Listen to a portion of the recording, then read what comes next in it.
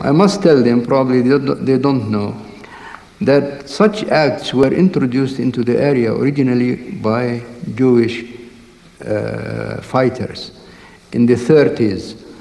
Now, I was killing aware themselves, not having respect for their own lives, no, their own individual lives. No, but Jewish fighters, they were the people who planted timed bombs in the markets of Jaffa and Haifa. No, I'm referring to those who explode themselves. Yes. Now, can you just get into, penetrate into the mind of a young person of 17, 18, 19 years of age, exploding himself and killing. I don't know. I really don't. I can't comment on this.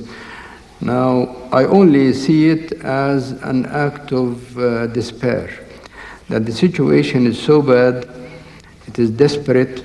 Has got nothing to lose. Has got nothing to lose. There's nothing yet there showing that there are no prospects, and so they are driven to such acts.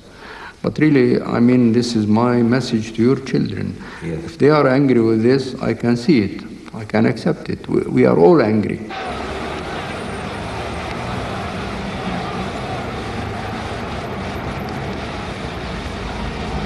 שלום איננו טרור. שלום איננו שפיכות דמים. שלום זה שתקוע ותפוע ישבו יחד בשלום. שיהודים וערבים ישבו יחד בשלום.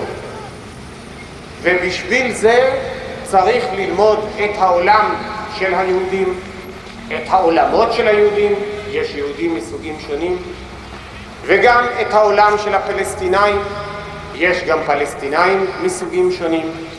בשביל זה צריך להיות קשוב ביותר לעובדות הפיזיות, לעובדות הכלכליות, למצוקה הכלכלית בעזה, כמו לצורך של המשק הישראלי בציבור הפלסטיני, וגם לעובדות הרוחניות, לעולם הרוחני. מי שיקשיב לעובדות, מי שיהיה קשוב לעובדות, מי שלא יחיה באופן דוגמטי, הוא שיבנה שלום.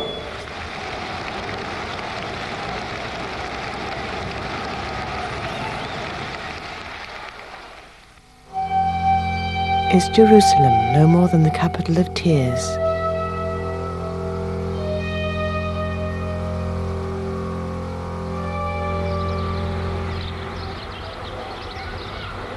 It's very symbolic and very real that we are here, because Jerusalem is dear to our two peoples, and Israel should recognize that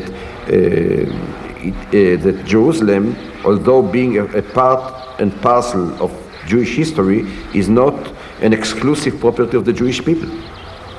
I know that Israel, in spite of the fact that the Oslo Agreement said that Jerusalem will be discussed in the second stage, and that Paris continues to say this, while at the same time Israel is engaged in activities to preempt the fate of Jerusalem for itself.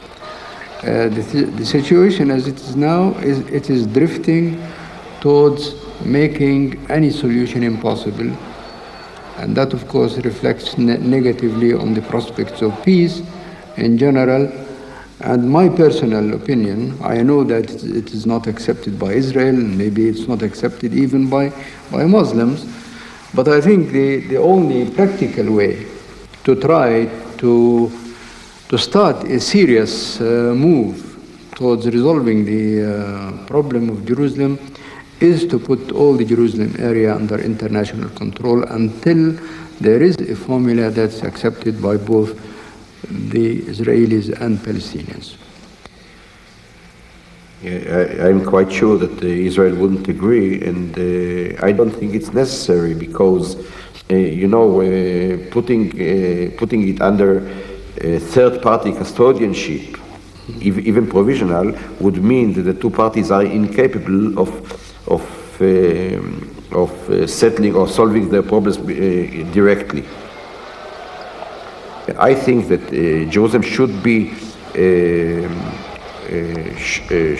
the capital in part of Israel, in other part of the Palestinian state, but it should be an open city, open for the flow, for the passage, free passage of people, and safe passage of people from one part to the other part, of goods, of ideas, maybe in an unprecedented manner, I don't know.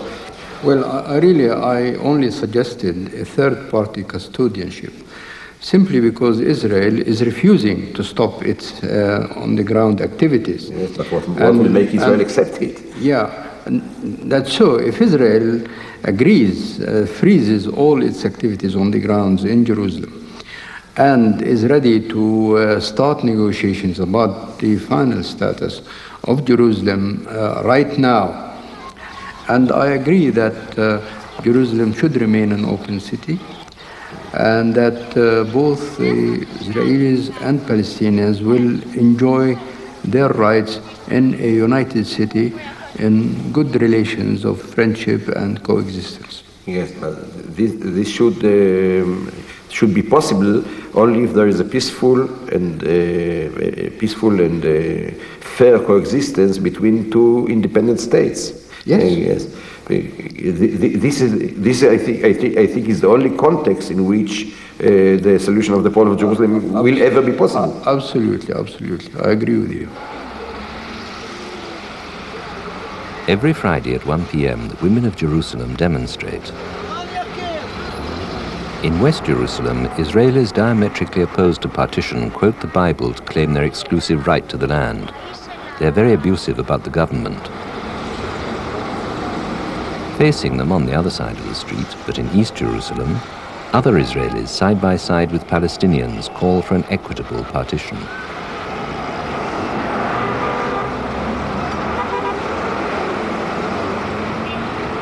It's a very funny situation where most Israelis, even those who do not believe that there should be the Green Line, there should be a divorce, they never go to the occupied territories because they're afraid. So nobody actually goes there. So I think the Green Line exists, even if it doesn't exist on the map, it exists in reality.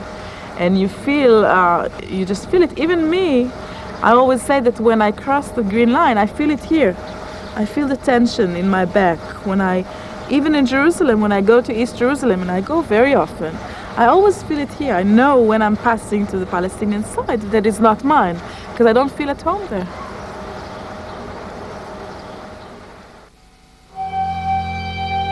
Because we are vulnerable, we are inseparable.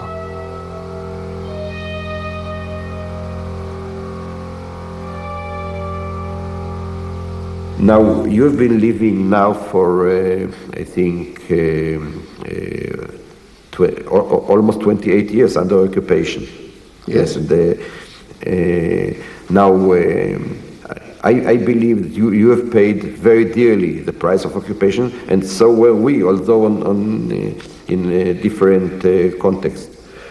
Because I think occupation spoils not only the occupied, but also the occupier. Yes. And now I think we should free ourselves from occupying another people, if we want to last in this corner of the world, and if we want to last as a humane, even I would say Jewish society, speaking about the values of the Jewish tradition.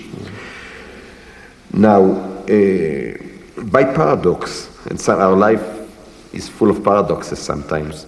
Now, do you think that there is any positive effect of the basically bad situation of the occupation on the Palestinians in terms of an optimistic perspective of our relationship? Yes, really, I think there is one positive aspect, and the fact of immediate contact between substantial numbers of Jews and Palestinians. Even those soldiers and say civilians. And Palestinian workers and Jewish civilians, you know. I see. Substantial numbers. I think that made the real impression of the feasibility of coexistence. In spite what went on in terms of traumatization and humiliation by the Israeli forces to the Palestinians, but I think it became, it is a feeling about the feasibility of coexistence. I am yearning for the time when Israeli and Palestinian human beings will be able to talk to one another the way we are talking, for instance. I think I am in a way a kind of exception in my own people, because I'm among the few who know Arabic well enough in order to be acquainted with the pain and agony of the other party. I wonder if Palestinians are well acquainted with Hebrew culture enough to be to know something about the pain and agony of Jews. You see, I believe there are some Palestinians, and I draw some hope from the phenomenon of young Palestinians who were Intifada fighters or even belonged to the resistance before Intifada, and were sent to detention camps or jails in Israel for a long period, and they came out unbroken, came out as more mature human beings. They acquired the Hebrew language, and they are able of speaking and expressing your ideas or maybe my ideas in a more understandable manner. This gives me some kind of hope. Besides, I once read in an American newspaper when the Intifada was at its peak, 1988. Now the impossible position of the Israeli soldiers, yes.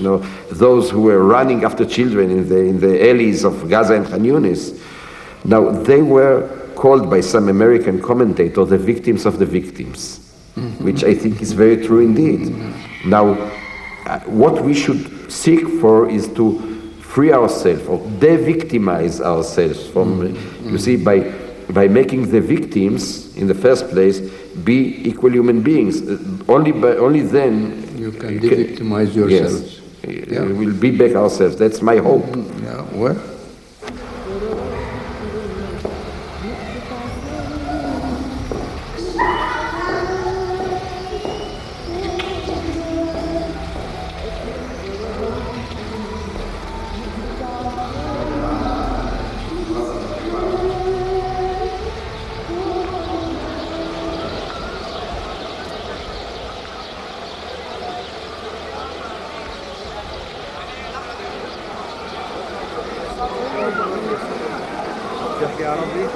ايوه ايش سؤالك؟